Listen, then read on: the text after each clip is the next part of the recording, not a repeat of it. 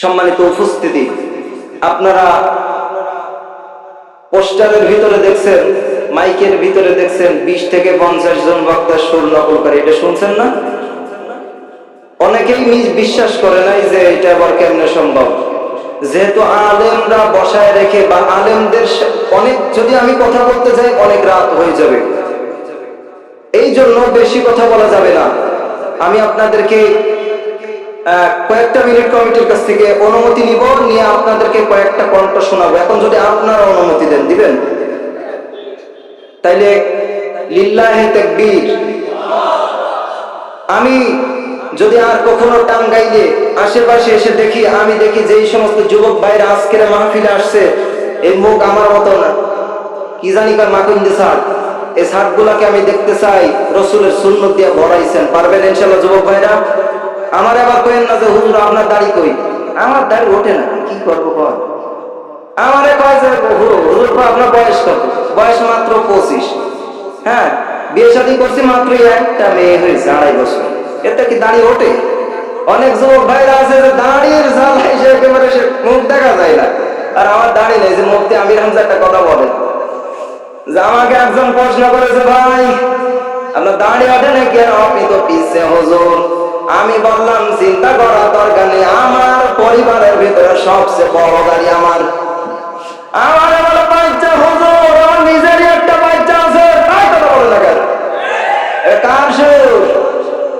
চেনেন না রে?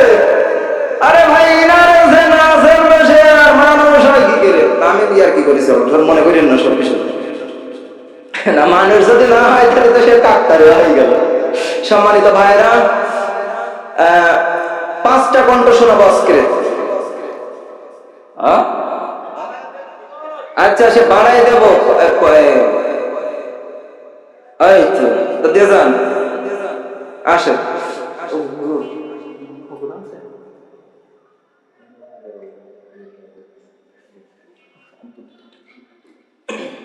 সম্মানিত উপস্থিতি, আসলে আমাদের অন্য রকম একটা প্ল্যান আছে, যেটা মাহফিল কমিটি আমার, বিশেষ করে আমাদের হাফেজ সাহেব হুজুর, যেহেতু আমাকে আনছে আকর্ষণ হিসেবে, এখন যদি সব ঘুরে যায় তাহলে এই শ্রোতা উঠে যাবে গা অনেকেই।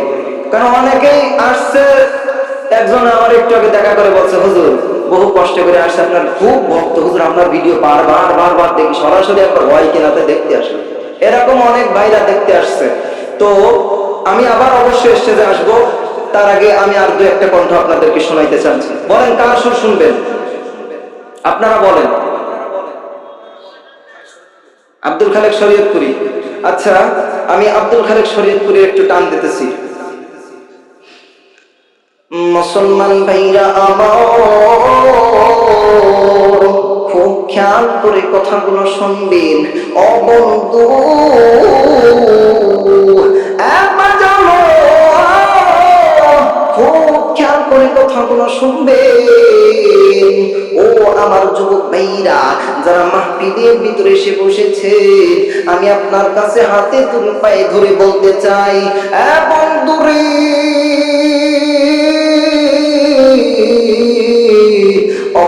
অবশ্যই সুর শুনে শুধু মজা নিবেন তেমনটা হবে না। আমি আপনাদের কাছে দাবি করব, আল্লাহ যেন আমাদের এই মাহফিলটারে কবুল করে নেয়। বলেন আল্লাহুম্মা আমিন। এবার কাটটা শুনবেন, বলেন কগাটা। আচ্ছা, হয়তো ওর পেছনতে আসি, তারপরে আপনার এটা শোনাবো। আজহারি সাহেব হুজুর, তিনি আমাদের বর্তমান দেশে নাই, কিন্তু তিনি আজও পর্যন্ত আমাদের যুবক ভাইদের কলিজা স্পর্শ করে রেখেছে, ঠিক কিনা বলেন? আজহারি সাহেবকে যারা ভালোবাসেন, আমি আজহারি সাহেবের হুজুরের সুর দেওয়ার পরে লিল্লাহি তাকবীর আপনারা একজন দিয়া, আমি দেখবো আজহারি সাহেবরে এই কোরআনের পাখিটাকে কে কত ভালোবাসেন। ও যুবক ভাইরা, শোনো শোনো, আজ ধরো আমি বাংলাদেশে নাই, আমি দেশ থেকে চলে গিয়েছি, কিন্তু তোমাদের ভালোবাসা আমাকে কাঁদায়, তোমাদের ভালোবাসা আমার 24টা ঘন্টা কাঁদায়। ও যুবক ভাইরা, আমি তোমাদেরকে বলতে চাই, তোমরা আমাকে যেমন ভালোবাসো, আমি তোমাদেরকেও কোরআনের জন্য তেমনটা ভালোবাসি। ও অবশ্যই আমি আজহারী সাহেবের সুরে এই কথাগুলো বলার কারণ হইল এইটা, আজহারী সাহেবের এই কণ্ঠটা আজও অনেক যুবকের অন্তরের খোরাক, এটা আজ অনেক যুবকের অন্তরের খোরাক হয়ে দাঁড়িয়েছে। আজ অনেক যুবকেরা তার কণ্ঠটা শোনার সঙ্গে সঙ্গে থমকে দাঁড়িয়ে যায়। ও যুবক ভাইরা, এই জন্য আলেমদেরকে ভালোবাসতে হবে। শুধু আজহারী নয়, শুধু আমির হামজা নয়, শুধু হাফিজুর রহমান সিদ্দিকী নয়, আর বিশেষ করে আমি আপনাদেরকে জানাতে চাই, শুধু সুর শুনে আনন্দ নিলে হবে না।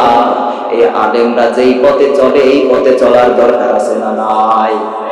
এই যুবক ভাইরা যারা এখনো বাজারের ভিতরে ঘোরা করতেছো, তাদের বাজারটাই আপন হয়ে গেল, এই কোরআনের এই সুন্দর ময়দানটা কি তাদের আপন না? অবশ্যই অবশ্যই আপনাকে কোরআনের পক্ষে আসতে হবে। আর যারা কোরআনের পক্ষে আসবে, এই যুবকেরা যেদিন কোরআনের পক্ষে আসবে, এই বাংলাদেশে কোরআনের রাজ কায়েম থেকে কেউ ফেরাতে পারবে না।